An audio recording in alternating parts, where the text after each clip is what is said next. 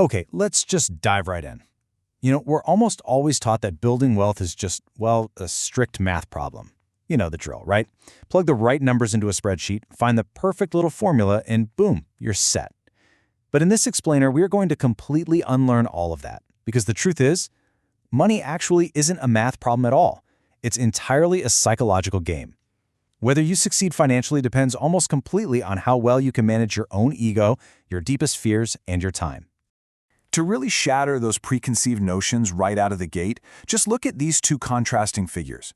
On one side, we've got Ronald Read. He was an invisible, floor-sweeping gas station attendant and school janitor. And on the flip side, we have Richard Fiscone, a brilliant Harvard-educated executive at literally one of the world's largest financial institutions. Well, when Ronald Read passed away at 92, the world was absolutely shocked to discover he had an $8 million net worth. $8 million. Meanwhile, Richard Fiscone, the certified financial genius, ended up filing for bankruptcy after the 2008 crisis. So how on earth does an ordinary janitor completely crush a brilliant Harvard executive in the game of finance? Simple, because wealth isn't about what you know. It's entirely about how you behave. Section 1. Money is a mind game. If you've ever felt that late-night financial anxiety, staring at your bank account at 3 a.m., wondering if you're making a massive mistake while everyone else seems to be getting rich in stocks or real estate, well, let me validate that for you right now. No one is actually crazy.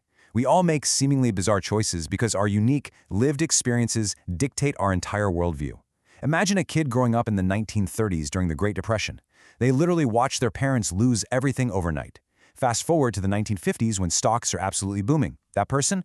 They won't touch the market. Their trauma dictates that they bury their cash or buy super safe bonds. Now compare them to a kid born in the 1970s who grew up watching people get rich overnight in a massive bull market. That kid thrives on risk. Look, they are looking at the exact same data, the exact same stock market, but they have totally different psychological realities. Your individual financial strategy isn't born from a textbook. It's born from the scars of your past. Now, think about the lottery ticket paradox. It's super counterintuitive. People in the poorest neighborhoods spend billions, yes, billions on lottery tickets every single year. Mathematically speaking, financial experts just laugh at this and say it makes zero sense, but psychologically, it actually makes perfect sense to them. They're stuck in a really harsh reality, working jobs they might hate, feeling completely out of control. For just a couple of bucks, they aren't buying a mathematical probability, they are buying a fleeting dream. They're literally buying the hope of escaping a reality they can't control. The absolutely crucial point to remember here is this quote: "Money is not a spreadsheet. It is a game of emotion." Your financial roadmap wasn't drawn up by some fancy financial advisor. It was written by your childhood experiences, your past traumas, the state of the economy when you landed your first job, and the lessons your parents taught you. Once you accept that you aren't just some rational calculating machine, well, that's when you can start mastering the game. Section 2. The magic of compounding. So, let's transition from the psychology of our past to the actual mechanical reality of growth. Take a look at this number, 65. We all know Warren Buffett is often hailed as a pure investing genius, right? But here is a truly staggering fact.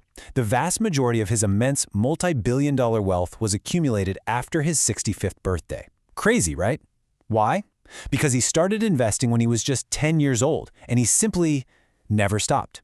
His biggest secret wasn't just his massive brain, it was his time. This is tricky because our human brains are wired to think linearly. One step equals 1 foot of progress. But compounding? It's this explosive exponential math that goes completely against our gut instincts. Let's break this down with the classic penny doubling analogy. If I offer you $1 million right now, or a magic penny that doubles every day for 30 days, most people just grab the million. Because look at day 10, you've only got $5.12. You feel like a total fool. Even on day 20, you only have about $5 grand. But if you hold on, day 30 hits and suddenly you have over $5 million. The early days of investing are just agonizingly boring, but the absolute explosion happens at the very end. And that brings us to an incredibly important concept: the valley of disappointment. This is exactly why really smart people fail. They start investing, they do all the right things, but their progress is practically invisible in those early days. So what happens? They get bored. They think, well, this isn't working, and they quit right in this valley, completely breaking the chain of compounding right before the magic is actually supposed to happen. Section 3. Rich versus wealthy mindsets. Bringing this all back to our janitor and our Harvard executive, there is a vital distinction you have got to understand.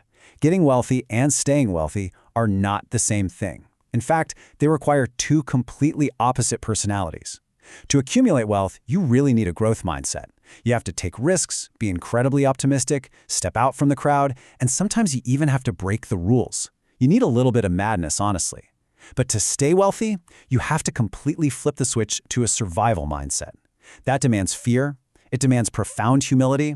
You have to realize that what you gained could literally be lost tomorrow. You see, there's this grand illusion out on the streets. We see someone driving a screaming fast Ferrari or living in a massive, sprawling mansion, and we immediately think, wow, they have so much wealth. No, actually what you are seeing is rich. Rich is highly visible, it's money that has already been spent. True wealth is invisible. Wealth is the money you didn't spend on that Ferrari. It's the money sitting quietly in an account, giving you options and acting as a shield against the rest of the world. So to survive, you need rules. You absolutely must build a margin of safety. A buffer, so that if the world's economy crashes, you survive. You also have to humbly acknowledge the massive role that luck played in your success. And most importantly, you've got to follow Warren Buffett's ultimate philosophy. Never risk what you have and what you need just to get something you don't have and don't need. It's just not worth it. Section 4. The Illusions of Status. So why do we risk it all? The ultimate villain here isn't the stock market, and it isn't the economy. It is our own insatiable ego and the highly toxic trap of social comparison. Let's look at a pretty tragic contrast. Rajat Gupta was a wildly successful executive worth roughly $100 million. He literally had it all. But he sat on boards with billionaires, and suddenly his $100 million didn't feel like enough. The disease of never enough led him to commit insider trading. He went to prison, losing his freedom and his dignity. Contrast that with Ingvar Kamprad, the billionaire founder of IKEA. The guy could buy anything on earth, but he drove a 15-year-old Volvo and flew economy class. He knew that true respect comes from your character, your humility, and your work, not from flashing your cash. Which brings us to a super fascinating question, the man in the car paradox. Let me ask you, who are you actually trying to impress? When the author of our source material was working as a valet in Los Angeles, he'd parked these insane Ferraris and Lamborghinis for the ultra-rich. And while doing that, he realized a shocking truth that totally exposes the biggest lie of luxury goods. He realized that when a fancy Ferrari pulls up, nobody is looking at the driver. People admire the car. The driver is sitting there thinking everyone is staring at them in total awe, respecting their immense success. But the crowd? They're completely ignoring the driver. They are just imagining themselves in the driver's seat. You spend a literal fortune buying a luxury car to get respect, but nobody actually respects you. They just use your car as a prop for their own personal fantasies. It's a total illusion. Section 5. Money should buy you freedom. So if the goal isn't to buy status, what is it? Let's fundamentally redefine the ultimate prize of accumulating money. Consider this really profound truth. The greatest dividend money pays is the ability to control your time. Studies from Angus Campbell and Cornell University actually looked at elderly people at the very end of their lives. Do you know what their biggest regret was?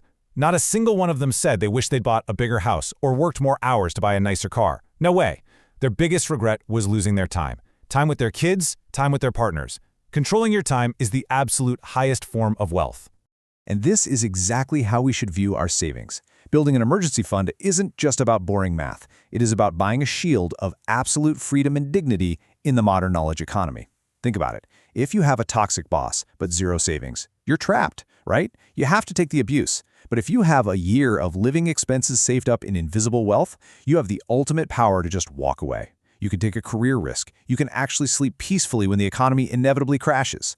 So I want to challenge you directly on this. The very next time you want to buy a luxury item just to show off to a neighbor who probably isn't even paying attention to you anyway, don't calculate the cost in dollars. Calculate it in the hours, the weeks, the months of your actual life that you traded, sitting in an office chair just to get it. When you spend to show off, you are literally trading your life for objects. Which leads us to this lingering, provocative thought to wrap up our explainer today. Look at your bank account, take a hard look at your spending habits, and ask yourself this one simple question moving forward. Are you buying things, or are you buying your freedom? The choice is entirely yours. Keep that in mind and go take control of your psychological game.